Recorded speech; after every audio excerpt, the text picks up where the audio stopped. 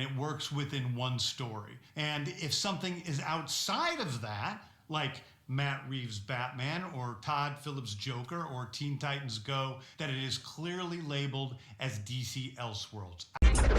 Man, James Gunn is fucking up.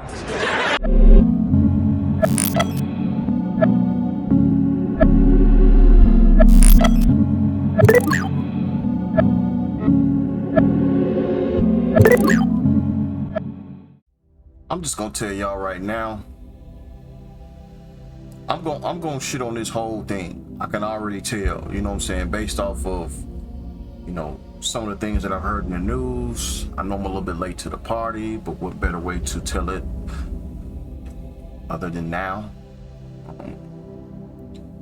Yeah, James Gunn got his whole little lineup of the whole DC universe, and it just don't make no sense to me. So let's just go ahead and get right to what dude talking about, and we'll basically assess, you know, what he got to come. So yeah. Hey everybody, I'm James Gunn. I'm the co-CEO of DC Studios. So as many of you know, DC has been disconnected in film and television for a long time. And it's one of, you know, our jobs. Film and television shouldn't be connected anyway. And make sure the DCU is connected in film, television, gaming, and animation. That the characters are consistent, played by the same actors, and it works within one story. And if something is outside of that, like Matt Reeves' Batman or Todd Phillips' Joker or Teen Titans Go, that it is clearly labeled as DC Elseworlds.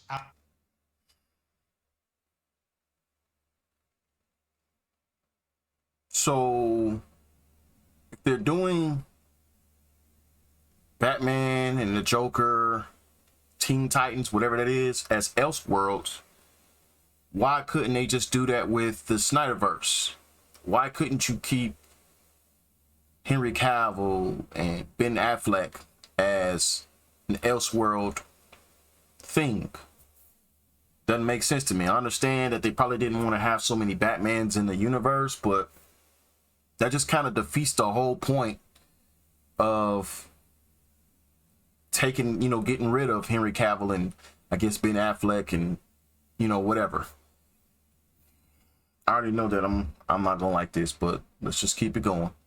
Outside of the mainstream DCU continuity. Now, Peter and I have gotten pretty lucky in terms of the 4 projects that are coming out over the next year. First, we have Shazam! Fury of the Gods. Shazam has always been off kind of in his own part of the DCU, so he connects very well. He only has one movie, how we know? Directly into The Flash, a fantastic movie that I really love that resets the entire DC universe. Then to move into Blue Beetle, a fantastic film about a kid who's a marvelous part of the DCU, and then into Aquaman 2, which leads directly into our next few projects, which I'm going to tell you about now. So, Peter and I, along with a group of very talented... So, he said Flash is going to reset everything, and it'll lead into Blue Beetle, then Aquaman. But you still have Aquaman. So what does it really reset? Because as far as we're concerned, Aquaman is part of the Snyderverse. Let's just keep going. Writers have started to map out an 8 to 10 year plan of what DC Studios will be 10 years. in film, television, and gaming. This first chapter is called Gods and Monsters. Now this, what I'm about to tell you, is a part of the first chapter. It's not the entire first chapter. The first project is Creature Commandos. Creature Command...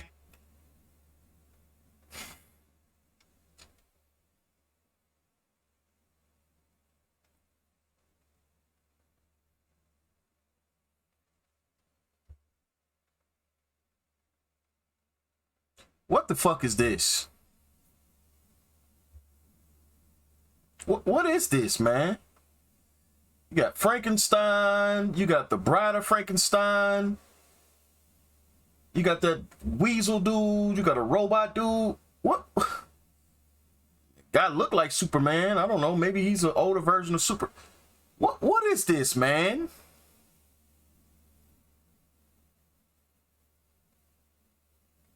What is this?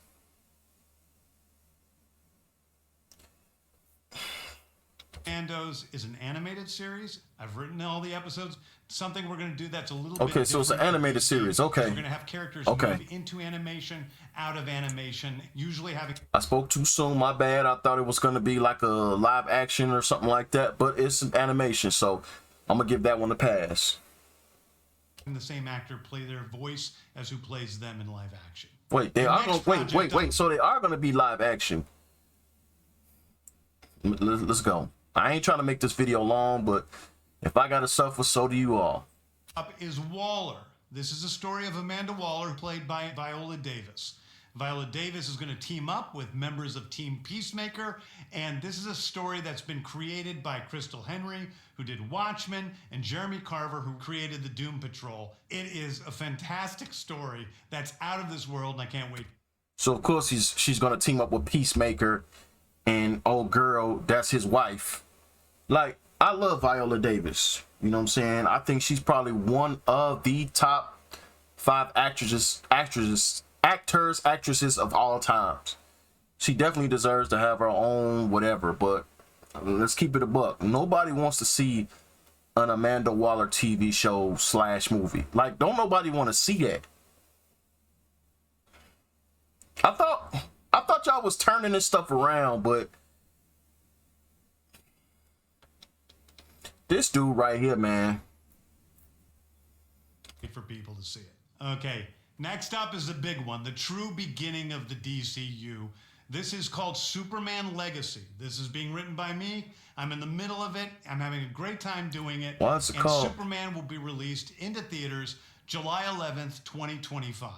Okay, the next... Hold on. Wait.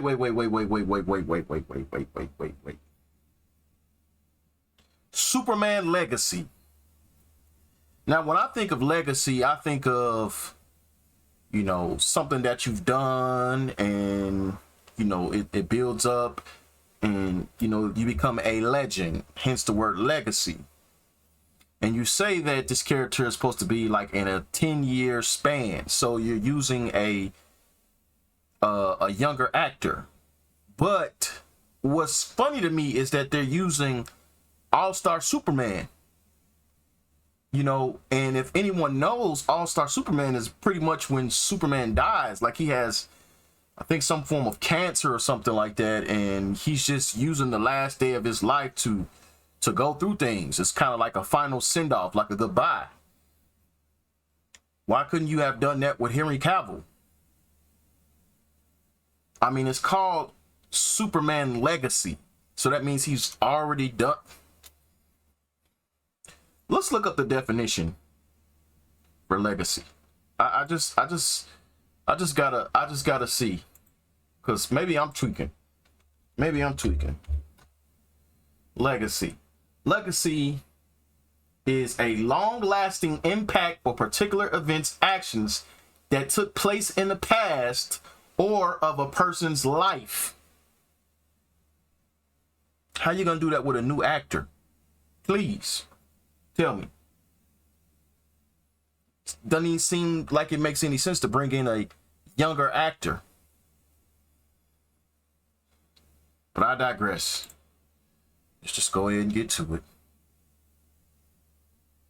Tripping, man. This thing is a big premiere HBO television series called Lanterns. This is a story of a couple of Green Lanterns, John Stewart and Hal Jordan, and we have a few other lanterns peppered in there, but this is really a terrestrial-based TV live action show, which is almost like True Detective with a couple of Green Lanterns who are space cops watching over Precinct Earth. In it, they discover a terrifying mystery that ties into our larger story of the DCU.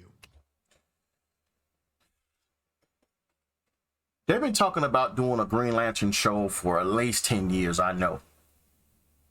They still haven't come up with it. We've been hearing Hal Jordan, or Cal, or whatever his name is, John Stewart.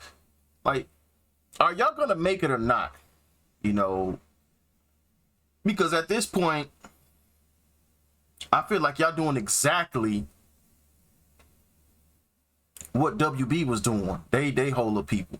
Whatever. Let's go.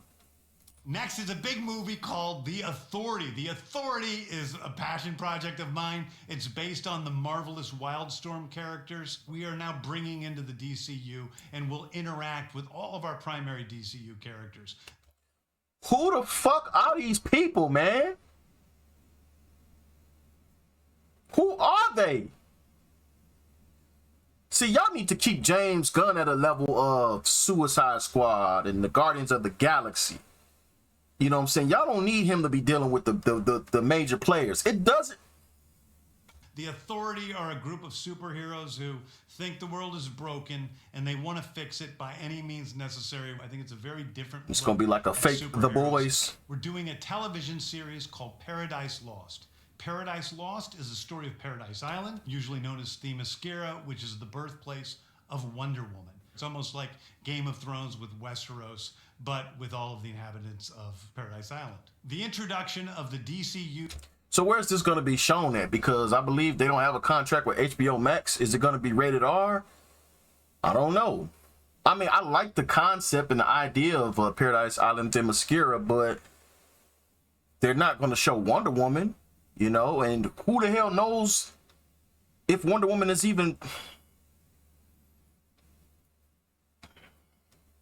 Batman is The Brave and the Bold. The Brave and the Bold is the story of Batman and his actual son, Damian Wayne. This is based on Grant Morrison's great comic book run. This dude about to piss me off. Robin. He's a little assassin who Batman tries to get in line, and so this is the story of the two of them and the beginning. So you basically, James. So you basically skipping over. I don't want to say. You basically skipping over the original Robin, Dick. You skipping over Tim Drake. You skipping over I can't even think of the other dude's name. I'm so pissed off right now. You got Dick, you got Tim, and you got no, I can't even think of the other one, man. I'm tripping, man. It's not ringing any bells right now, but let me just look that up because it's about to make me mad, and this dude had already ticked me off. Man, this guy's incredible. Oh boy. Dick Grayson, Jason Todd, Tim Drake. We're not even gonna count Stephanie Brown because she hasn't been in any type of timeline and stuff like that. But you skip over, even though they say 4, at least 3 Robins. You skip over 3 Robins. So basically you're using technically an older Batman. Why couldn't you keep Ben Affleck? See, this is the conflicting thing that's going on with this whole situation, and that's why people are upset, because it's like y'all going backwards. It's like of sort of the Bat family in the DCU. Next up is a TV series called Booster Gold. Booster Gold is one of comics' really popular cult heroes. He is a fascinating guy. Not necessarily. He's a loser from the future who uses future technology to come back to present day and become a superhero so that people will love him. It is basically the superhero story of imposter syndrome on an HBO Max series. Nobody is asking for none of these characters. This all James Gunn and his ego. You know, we want a DC universe that has your core. You got your Batman, you got your Superman, your Wonder Woman, your Green Lantern, you got Martian Manhunter. Then you start introducing people like, I mean, I don't want to say introducing, but of course you got your Flash and your Cyborg. You got those core right there. Then you can start introducing Zatanna, Constantine. You can build up into Justice League Dark, and then you could just kind of go into it. Instead, it's like y'all not even including the main guys. Like the One of my favorite comic book series from last year was Tom King's run on Supergirl, Woman of Tomorrow. And so we're going to turn that into a big science fiction epic film. Now, Superman is a guy who was sent to Earth and raised by loving parents, whereas Supergirl in this story, she is a character who was raised on a chunk of Krypton. She watched everybody around her perish in some terrible way, so she's a much more jaded character. And that brings me to Swamp Thing, the last thing we're going to talk about, a very dark horror story in the origins of the monster who is Swamp. So did they not just do this last year? Did they not just come out with a Swamp Thing series that canceled in one episode? Did they not just do this? Y'all are basically, you know what, WB, y'all don't know what the fuck y'all doing. Y'all don't know what y'all doing. And I know people could say, oh, well, you're not in it. Come on, man. As a fan, as a comic book reader, it's not hard. Swamp Thing is a cool character, but don't nobody want to...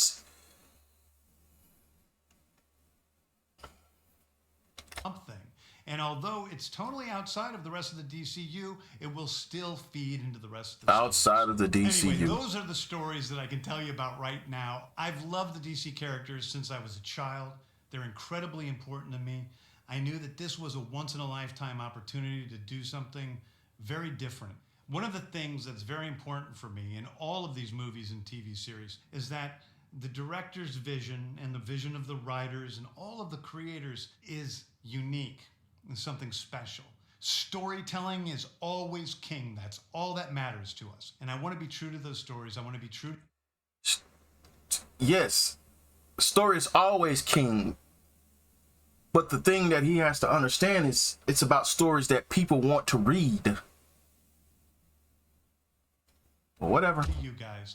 And really give you something different than you've ever seen before. Anyway, thank you, everybody. I appreciate you watching. I hope this was exciting for you because it's really exciting for me. And I can't wait to start to dive into these stories with you guys on this grand adventure.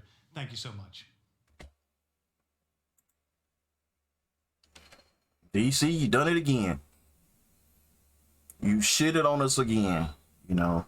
But you know what? I can't say that I didn't expect this. I knew the ship had sailed a long time ago. You're saying Shazam is part of the Black Adam thing. You see where I'm going, but you got rid of Black Adam, which Black Adam had a little beef with Superman. You got Waller in it. How's it gonna be reset that way? You got Themyscira. Who's going to be your Wonder Woman? But you know what? Actually, what I heard is that they want to keep Ezra Miller. They want to keep Gal Gadot. They want to use Ben Affleck as the director for Superman Legacy or something like that, or one of the Batman films, which doesn't make sense to me. And I think they trying to keep Amber Heard. So how is it that you want to keep at least two of the main fuck-ups, you know, that being Ezra Miller, all his domestic stuff and violence and, you know, dude is a freaking menace to society. You got Amber Heard who lied, you know, and is abusive person and just an evil person, physically abusive, and you want to keep them in the universe. But you want to get rid of someone who is dedicated and devoted his life to a character that he grew up with. He has the look. He's a super duper nerd. And y'all shit on him. It don't make no sense, man. And then like with the whole thing, with the whole Wonder Woman, not Wonder Woman, but Supergirl thing, like y'all basically doing what WB was gonna do. I don't see any difference. Y'all still messing up the... I don't know. I'm gonna watch these films just because, but I'm not gonna be lining up to see it, you know, because The Brave and the Bold, I mean, it's an interesting concept, but I feel like this is an older Batman that you could have kept Ben Affleck for. Superman Legacy, which is All-Star Superman. You know, you could have... Anyways. Y'all post your comments down below. Let me know what y'all think. I'll catch y'all on the fly. Peace.